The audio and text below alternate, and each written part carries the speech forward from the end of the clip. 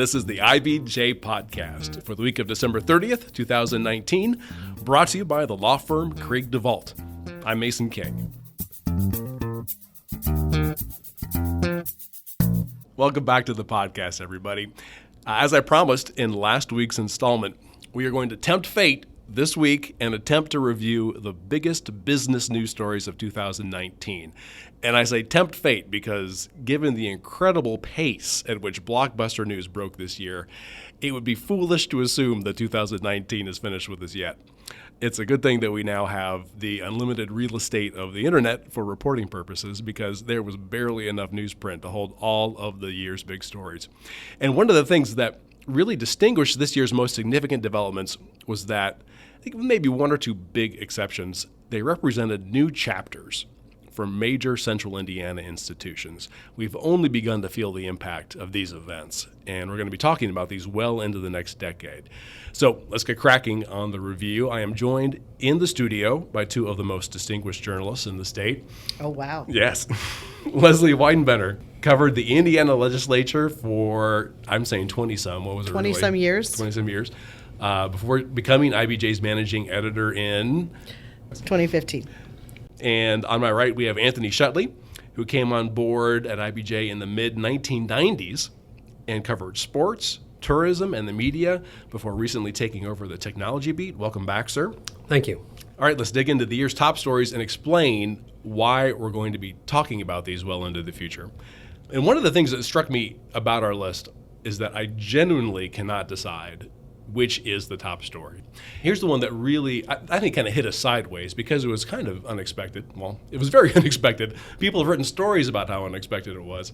The deal announced just last month in which the Penske Corporation, one of the most successful companies in racing, agreed to buy the parent company of both the Indianapolis Motor Speedway and the IndyCar Racing Series. In my mind, there isn't a single place that means more to the state of Indiana, and certainly Indianapolis, than the Speedway. What does this all mean for IndyCar and the Speedway going forward? I really don't think that we do know. We know a couple of things.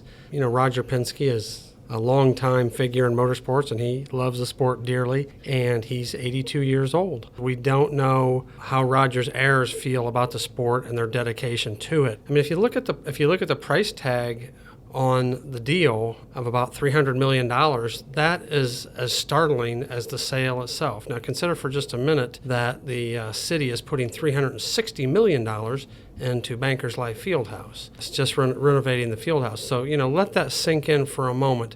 I think that the price tag on the deal speaks to the tenuous nature of the sport and the Indianapolis 500 itself. What I tell people is, with respect to the future of IndyCar, is what if I told you that the entire NFL regular season was a money-losing proposition, but we needed to keep it going so we could keep the Super Bowl alive? You would think, well, that is a real house of cards, and that is kind of where IndyCar and the Indianapolis Motor Speedway is. The Indianapolis Motor Speedway has tons invested in, and as does the city, in keeping the Indianapolis 500 going. And to do that, you need drivers and race cars and race teams. And to have those teams, continue on, you need an IndyCar series, which, oh, by the way, loses money every single year. So we're just going to have to wait a few years and kind of see what Penske wants to do with the facility, how he's going to make it an entertainment mecca. But I think the bigger question lies in when Roger can no longer do it. And I think it's safe to say that that's going to be in a 5 to 10 year time period, and what his heirs will want to do and how committed they will be to propping up the IndyCar series going forward. I think all of those are really important questions. Of course, most of those questions were facing the track before. Obviously not the age question per se, although there have been questions for some time now about how the future generations of the Holman George family, what their interest was and what they would do with the Indianapolis Motor Speedway. So I don't think those things change very much. I think if you were going to go out and hand pick an owner, other than Holman George for the Speedway, this is not a bad choice. I mean, I think probably it's the only choice. Nobody else was lining up to buy the Speedway or the IndyCar Series. It's fair to say that's a good thing, that then, as a result, this guy stepped up and did it. So I think it's going to be very interesting to see what happens. I agree with Anthony that there are a ton of questions facing the IndyCar Series going forward, but I think the track is probably in a better position for having been acquired by Penske than it would have been if things had continued on. One of the points that we tried to illuminate soon after we were on about the sale is that Penske is buying a ton of land out there, and not all of it is related to the track. There's a lot of undeveloped land out there, and he's told us that he's interested, as Anthony said, in creating kind of an entertainment mecca, entertainment scene, which could mean a variety of things. So that's going to play out over the course of a few years, but it's going to be a big deal. It's interesting because that kind of dovetails with what Speedway really wanted to do. Speedway has been for some time trying to develop into kind of a hipper, cooler, more interesting area, but they didn't have the muscle on their own. If they can find a partner in Roger Penske and he is willing to be a partner with all of this land, that can really be a game changer for the town of Speedway. You mentioned the Bankers Life Fieldhouse deal, which brings us to almost kind of a revolutionary act of the Indiana legislature, at least from the legislature's perspective. In the spring, they agreed to a plan that will fund most of this $360 million renovation of Bankers Life Fieldhouse and the construction of a $150 million soccer stadium for the Indy 11. Now, this funding plan does not create new taxes, but it does extend the lifespan of some existing taxes. It also expanded an area in which some tax revenue is collected for the city's capital improvement board. And speaking of the CIB, the law also served an arguably more significant purpose by bailing out the CIB. This is the organization that takes care of all of the downtown sports facilities, which was headed for insolvency without additional revenue. So obviously we're going to see some construction here over the next couple of years at the field house. What does this mean long-term, let's say, for the Pacers? Well, first, I think it's important to put the $360 million into context. When Bankers Life Fieldhouse was complete in 2000, which wasn't that long ago, the price tag was $187 million. So you're starting to see the escalating expense of keeping these professional sports teams going. What does that mean for the Pacers? I think where I'm headed here is, we usually or historically have, gone a few years believing that the Pacers were going to stay here, and then there's a, sort of a hint that maybe they would leave unless, there's a new deal cut. This deal, I believe, keeps them here as much as we can for like a quarter century. Anthony's looking skeptically, and I am skeptical as well. I think there are no such things as long-term deals in the world of professional sports franchises. They sign contracts and they make deals, and there are financial penalties in this particular deal, but the financial penalties get less over time. And the truth is, if another city comes along and is willing to make a good enough deal, that city could buy the Pacers out of any penalties here. So I don't think you can ever sit back and say you've secured a team for the long haul. Having said that, I think what they've tried to do is give the Pacers some of the things that they want and some of the things they think they need to compete and to make more money. They're going to actually decrease the number of suites they've got at Bankers Life, and because they're not selling them all out, and they're going to give them more flexible spaces where smaller companies that maybe can't afford to buy a suite for the entire season can do more entertaining there. They're going to do more gathering spaces so they can charge premium prices to individuals for a different kind of experience. And so they're basically getting in line with what a lot of other teams are doing now. I don't think the Pacers are going anywhere, but I don't think you can talk about this deal without talking about the ownership of the Pacers. And with Herb Simon, the owner of the Pacers, we're getting into a little bit of the same trick bag as we are with Roger Penske. Herb is in his 80s now, and we haven't heard anything or haven't heard much from his son, Steven Simon, who is supposed to be taking over the reins when Herb is no longer able to. Those questions really speak more to the long-term future. The Pacers have everything they need to survive here in Indianapolis. And I credit the city fathers for a number of years, they have built a strategy around professional sports. And I'm pretty confident that they will figure something out to keep the Pacers in Indianapolis, regardless of what happens with ownership. I think one of the biggest questions about this deal, and it hasn't gotten a lot of attention, is that lawmakers viewed it as and talked about it as if it's like a 25-year plan or a 20 or 25-year plan. The truth is it provides funding for this renovation deal at Bankers Life Fieldhouse, but it doesn't provide any additional funding for any significant changes at Lucas Oil. And there's no way in the next 25 years that there won't be some kind of significant changes or upgrades needed there or at other facilities. So I think this idea that this sets everybody up for the next 25 years is just baloney. All right, let's switch gears for a sec. Obviously, the Pacers, the Speedway, downtown sports facilities, these are well-known entities. I think one of the really important companies of Central Indiana that I think most folks could not pick out of a lineup is Elanco Animal Health. And this is a new spinoff of Eli Lilly and Company's animal health unit that went public just last year in a $1.5 billion initial public offering. And what Elanco does is basically make medicines for farm animals and pets. Huge global market. As in most industries nowadays, size is a big deal. In April, pretty soon after it left the gate, Elanco announced that it would buy a developer of pet drugs for $234 million. And in August, it announced that it planned to buy the animal health unit of German pharmaceutical giant Bayer for $7.6 billion. So what would this do? Assuming they get the needed approvals, it would make the world's second largest player in the animal health industry. A company based in Greenfield, Indiana, will be the number 2 company in the world. Its annual revenue will jump from $3.1 billion to $4.8 billion.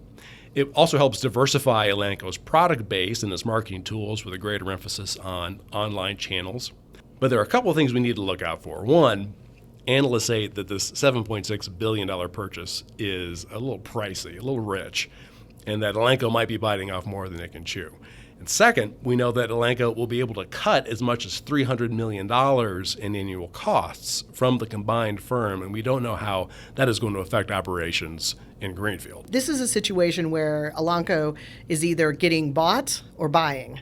And so I think it's good news probably for Greenfield and for Indiana in general that Elanco seems to be on the acquisition spree and is not looking, that we know of, to be purchased. And so I think for the folks in Greenfield who think about Elanco and where there are a lot of people employed and frankly the whole east side of Indianapolis, this was a big deal. Okay, our next story is quite a bit more local, but certainly has been the talk of Marion County for the last 4 months. The city's long-awaited Red Line rapid transit bus route opened on September the 1st, connecting Broad Ripple to the north side, or Broad Ripple on the north side, to the University of Indianapolis, 13 miles to the south. This was not the smoothest rollout. Lesley, what issues still need to be resolved? So there are actually quite a few issues that need to be rolled out. The Red Line was intended to be free for 1 month because they weren't quite ready with their ticketing software. It turns out it was free for 3 months, and even now it's being operated with a backup plan. The GPS systems that help you use an app to track where the buses are at all times aren't working quite right, which also means the signage, the electronic signs that tell you when the next bus is coming aren't working quite right. So there's actually quite a bit they still have to figure out. And of course, we reported earlier this year that the buses don't go. They're electric. They don't go quite as far as they were supposed to go. So Indigo is spending a lot of time going after its vendors to try to make sure that they are living up to all of their promises. But set all that aside, almost any rollout of this kind is going to be a little bit of a mess. And that's what this was. But the larger idea is that Indianapolis is trying to get its public transportation in some kind of shape that it can be useful for people trying to get to work, trying to get to jobs. This is the first step. This particular route, which goes along Shelby Street, downtown, it goes up Meridian, then cuts over to College. It has an enormous number of people that live within walking distance of that route and can access the Red Line. But the goal is to have 3 rapid transit bus routes that cover the city and then connect with the grid of all of the other buses. And that is vitally important, and this is really just the first step. I think Lesley undersells the troubles in some ways that they would be having. I mean, if Indigo was a publicly traded company, their stock would have tanked at the rollout of the red line. I mean, their brand has certainly, as dented as it already is, has certainly taken a few more pretty good dings to its image. I think blaming vendors rings hollow with most people. More recently, I've heard that business owners are now kind of waffling on the value of the red line. Now, I think the red line has value, but I think that the way they've rolled it out has really diminished the value in a lot of people's eyes, which I think is unfortunate. Okay, well, let's take a quick break to catch our breath. This is the IBJ Podcast.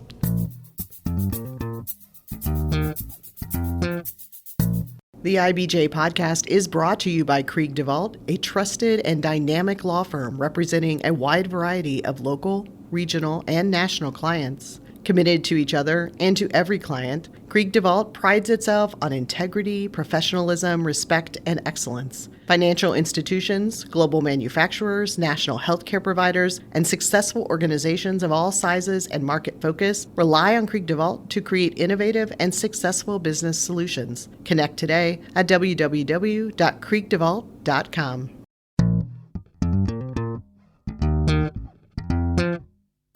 Okay, we're back with IBJ's Year in Review podcast. I'm Mason King. I'm joined by Lesley Weidenbener, IBJ's managing editor, and Anthony Schoettle, kind of a jack of all trades, but currently the technology writer. I'm going to stay in our lane here for transportation stories. We have the demise of the trucking firm Celadon Group. Just earlier this month, it filed for Chapter 11 bankruptcy and announced that it would shut down immediately, which it did. In addition to operational challenges in recent years, Celadon had become engulfed in what federal prosecutors called a massive accounting fraud. And prosecutors this year announced fraud charges against 3 former executives. And the challenges just became too great to overcome. And there are a few reasons why really this is tragic. All right, number one, Celadon really was a classic entrepreneurial story. Stephen Russell, who was the son of a New York City taxi driver, launched the business with a single truck in 1985 and grew it into the largest provider of international truckload services in North America, with more than 150,000 annual border crossings between the U.S., Canada, and Mexico. Now, Russell retired in 2012, which is about when things went sideways. But the scope here really is troubling. Celadon had nearly 4,000 employees who, for the most part, have all lost their jobs, and operated a fleet of about 3,000 tractors and 10,000 trailers. So the one good thing here is that, unlike when we talk about most companies that just shut their doors, these employees, at least the ones who are driving trucks, are actually could not really be in a better position. There's a huge shortage of truck drivers, and as soon as there were rumors that Celadon might shut down, immediately there were other companies offering bonuses, offering special incentives for Celadon drivers to jump ship and head on over and take a new job. So, what's interesting about the Celadon situation is I think the bankruptcy was not at all surprising to anybody. We knew the accounting problems were happening, but I think we were all shocked to find out they were just going to shut down. I don't think anyone, at least in our office or around here, thought that the problems were so great that the company would have to shut its doors. So that was probably the biggest surprise story of the year. And I think, as much of a local story as it is, and we have our eyes on Indianapolis, if you've ever traveled south down to Texas, down toward Mexico, Celadon was ubiquitous. You almost felt like you were home. And I have to believe that while, the trucking industry has a need for drivers, and certainly other companies will bolster up, will take some of those jobs, I have to believe that there's going to be some ripple impact along the way, both north and south of some of their commuter lines, because their trucks, like I said, if you traveled north or south from here, you saw their trucks all the time. The other big downer on our list this year was the end of the proposed waterside project on the west side of downtown. Indianapolis-based Ambrose Property Group had planned a $1.4 billion, is that right? $1.4 billion development on about 100 acres that it had acquired on the former site of the GM stamping plant. This was widely believed to be the site that Indianapolis was pitching to Amazon for the HQ2 project, which of course went somewhere else. In September, though, Ambrose announced it was abandoning its waterside project and wanted to sell the land. Now, Lesley, you were really on top of that. Why is this a story we're going to hear a lot more about? Why isn't that just the end? Well, this story, of course, has been going on for some time. Ambrose was actually the second company to win a bid to redevelop that land. This is an area that is just west of downtown. It's right across the river and immediately south of the Indianapolis Zoo. So this is really could be prime real estate that has been used for industrial purposes, but has incredible potential. And so that's why we're going to keep hearing about it, because there are going to be people who want to do something with it. The problem is that the land, it's just an enormous chunk of land, and there are so many big projects going on across the city that it's hard to see that somebody could accomplish the kind of large, like you said, $1.4 billion mixed-use project that Ambrose had envisioned there. Now, Ambrose says that they are actually trying to not only sell the land, but sell the plan, sell the idea for Waterside. They'd like to find a developer who will buy the whole thing. But, I think that is probably a long shot. And now the city would like to buy back the land using eminent domain. That's going to be in court.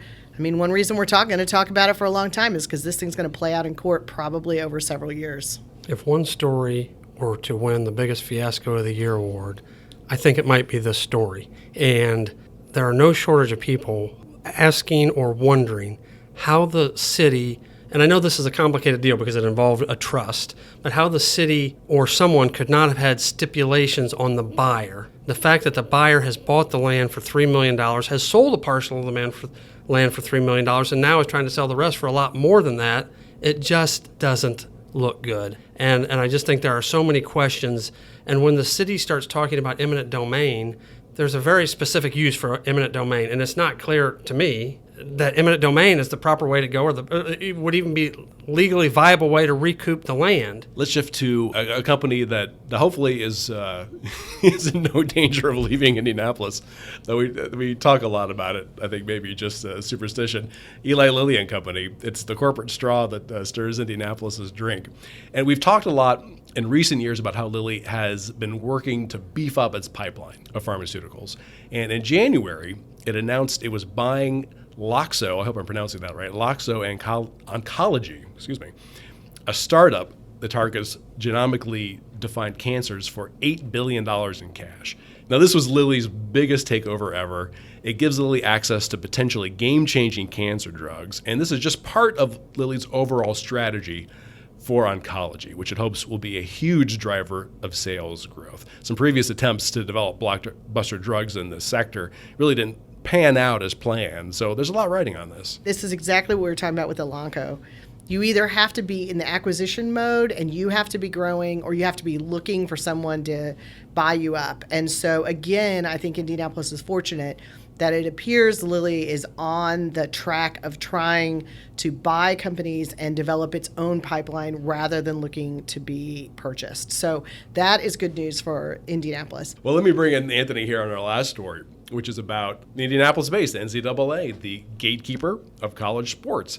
And it has a lot riding on its philosophy of amateurism in college sports. So it was a big deal in October when it moved towards allowing college athletes to cash in on their name. In essence, the phrase that they have sort of continually used is they're permitting athletes to benefit from the use of their name, image, and likeness.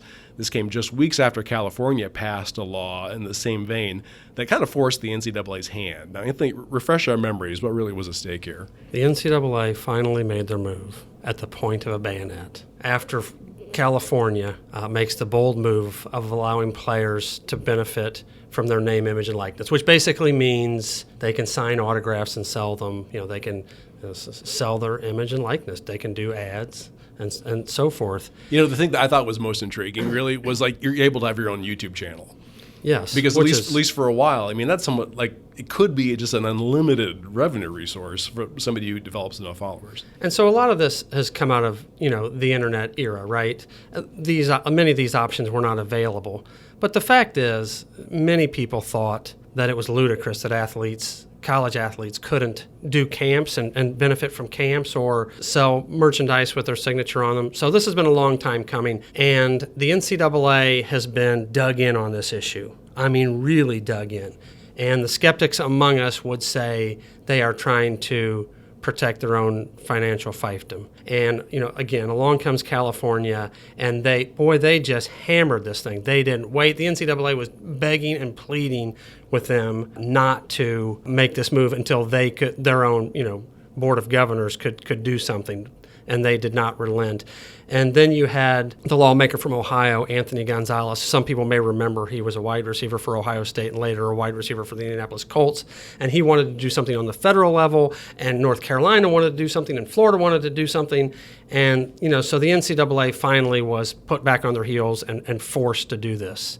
I think it'll have very little impact on the finances at the NCAA. A great deal of their money, in fact, the vast majority of their money is derived from their NCAA men's tournament television deal.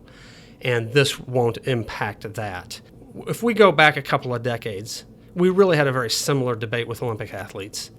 And there was the whole thing with the Athletic Congress, which, by the way, was located in Indianapolis, which later became the AAU, and this whole naming rights thing. I mean, this whole thing was the IOC wanted to protect their own financial rights, but they let the Olympic athletes have commercial rights. It had very little impact on the Olympic movement and on the IOC and USOC, and I think you'll find the same here. I think in 5 or 10 years, this will be much ado about nothing. Well, great. Well, let's cut it right there. Guys, thank you so much.